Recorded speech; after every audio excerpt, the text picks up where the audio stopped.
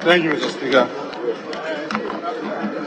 Mr. Speaker, let me start by thanking our colleagues who have done a lot of work to bring this very important bill before us. And to thank you also especially for the space allowed for this debate. Mr. Speaker, I'm equally happy about the strategy that you've adopted, that those who were against what we are doing could be given the opportunity to speak. Now that we don't have anyone speaking against it, maybe all of us could also agree that maybe we will not speak more than 3 minutes each, so that we can fast track to conclude and probably stand down the orders and take the bill through all the stages today and conclude it so that we will have assent. Mr. Speaker, it is very worrying that those who have been canvassing for this, for lack of better word, madness to be allowed to continue in our country are not averting to their minds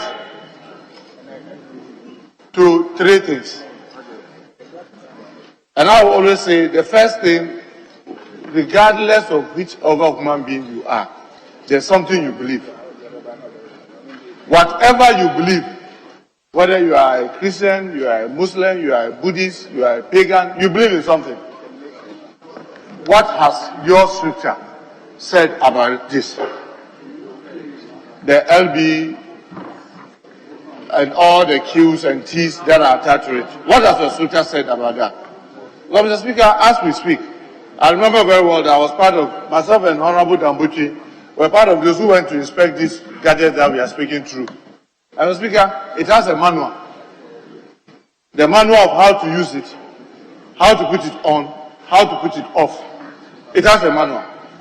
If we decide that, yes, we've gone to procure this gadget, but we want to use it anyhow, I don't think it will be working. Each and every one of us who has faith, your scriptures have said, what has your scripture said on this?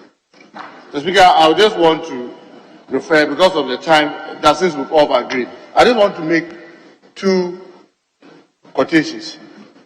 One is from the Holy Quran, and then the other from the Hadith, because as Muslims, we are governed by the Quran, which is, our belief is divine from God, and then two, by the teachings of the Holy Prophet, Sallallahu Alaihi Wasallam, may the peace and blessings of Allah be upon him, and the teachings of his close followers. These are the things that guide we Muslims. So, Mr. Speaker, the Quran in Surah Al-Nasr, verses 15 and 16, and in particular 16, the Speaker for time said, and the two of you who commit, into bracket, the shameful act, torture them both. This is the divine book. And for we Muslims, there's no but, there's no if the Quran speaks.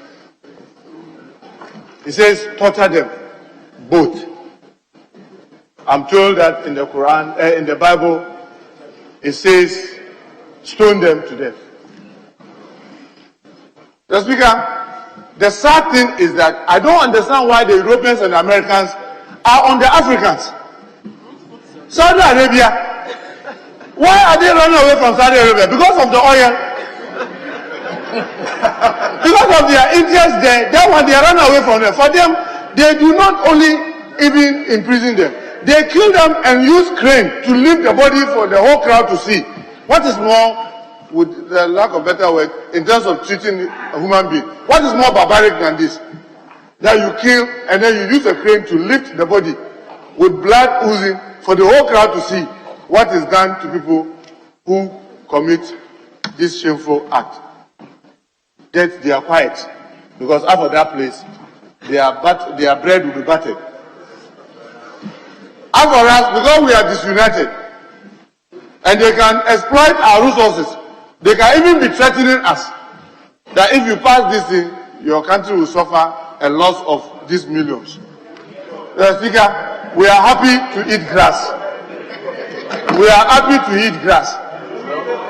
We are happy to starve to death, but we keep our values and culture. They were threatening the lack of Pharaoh Sweeney, Sam George, and many of us who were speaking about visas to travel to their country. Mr. Speaker, we have made them look as if going to their country is about life. Mr. Speaker, if we were to do reciprocity, to do reciprocal of what they are doing, so that they would also be able to come into our country. Mr. Speaker, we will see those who will suffer most. Sometimes they make us believe that we need them more than they need us. But in actual sense, their investment across the African continent is such that they cannot live without coming to Africa. So I'm happy that we are joining the likes of Uganda and others to pass this. And Mr. Speaker, secondly, the economic challenges that goes with this. I'm happy the Minister for Health is here. If you ask the Minister for Health, the biggest challenge that we have been confronted today in our country is how to deal with malaria, how to deal with a lot of other, diseases that are really challenging, non-communicable diseases. Now you want to compound us with this, where we don't even have the facility to treat those who get to the extreme end. Mr. Speaker, I almost forgot one of the quotes that I said I was going to quote the hadith, narrated by Abu Huraira, that the Holy Prophet ﷺ is quoted to have said that Allah has cursed 7 types of his creatures from above the 7 heavens. He has cursed one of them thrice. And Mr. Speaker, the interesting thing is that those that have been cursed thrice are those involved in homosexuality. We cannot sit and allow people to bring this kind of madness into forcing our children where we are busy working, using all manner of things, advertising, and doing all manner of things that they want to persuade our children to join them. Because they do not tell us even the extreme end. What happens to these other people? And I'm very, very sad that when the committee embarked on their tour, France refused to show them the data of the consequences of this action. What happened? They refused to show them the data. I'm happy that Hungary, which is an European country, where they visited, in their case, they are not hammering at their doors. They are not threatening them with sanctions. Meanwhile, they are in a European country. They don't allow advert. They don't allow same-sex marriage. And that one, they are quiet.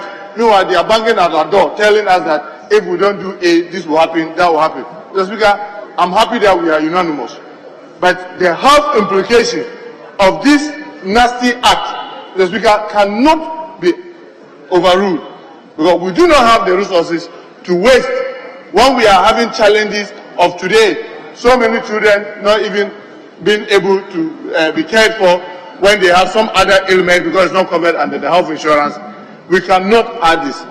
And Mr. Speaker, lastly, the sad thing is that you see two people who decide to be lesbian or homosexuals trying to adopt children. Who should go and give birth to his child for you to come and adopt? Look at this madness. Who should go and deliver a child for you to come and adopt? If having children is good, why are you into that nasty act? Yes. So, Mr. Speaker, I want to add my voice, and on behalf of the Muslim community in our country, Ghana, that we stand firm My imams have told me, the chiefs have told me, Mr. Speaker, we are happy you introduced some of them at the public gallery. Finally, the Muslim community is strongly supporting Parliament to carry out this. And we are happy to wait to see whether it will be ascended to or not. Because I can assure we, the politicians, whether NDC or MPP, anybody who tries to come our way with this bill will surely regret it.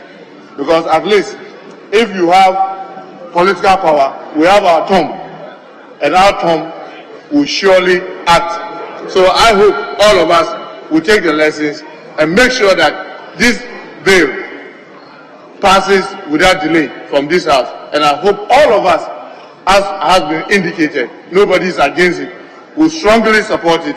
And I'm sure the Christian community, even the traditional believers, and those who don't even worship God at all in this country, are all behind Parliament to pass this bill.